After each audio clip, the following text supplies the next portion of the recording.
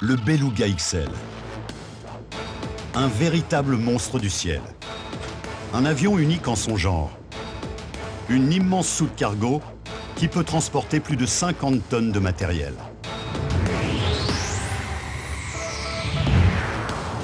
Ce drôle d'engin a tout de la baleine qui a inspiré son nom.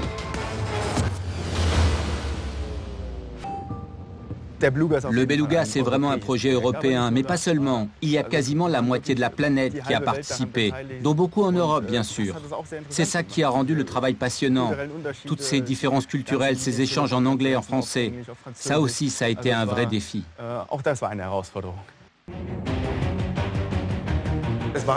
Ça aurait été très difficile de travailler depuis l'Allemagne, loin de Toulouse. C'était aussi un très gros défi de réunir tout le monde. Structure, aérodynamique, matériaux, tous les arbitrages clés ont été faits en commun. De Hard. Ces usines sont implantées dans le nord de l'Allemagne, à Varel, près de Brême. De Hard, c'est 50 ans d'expérience en aéronautique. Plus de 400 personnes travaillent dans cette usine. On y fabrique le fuselage supérieur de l'avion. Il est constitué de 9 supercoques. Dans ce hangar de plus de 15 mètres de haut, les supercoques sont mesurées au laser, avec une précision chirurgicale.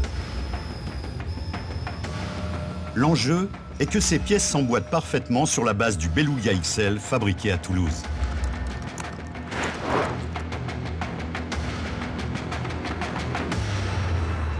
Les coques que vous voyez derrière nous sont les plus grandes jamais construites pour un avion Airbus. Elles mesurent 8 x 8 mètres. Ce sont elles qui vont permettre au Beluga XL d'avoir une capacité de transport si importante.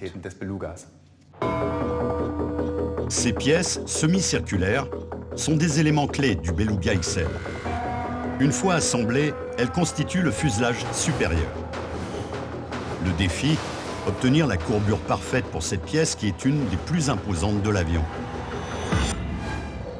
Un fuselage qu'il faut acheminer vers Toulouse, comme les pièces espagnoles. Ce soir commence un lent voyage de plus de 1500 km qui va durer. Que d'efforts, d'échanges, de problèmes à résoudre pour arriver à ce moment de joie pure. C'est l'heure pour l'équipage de lancer la mascotte qui les a accompagnés.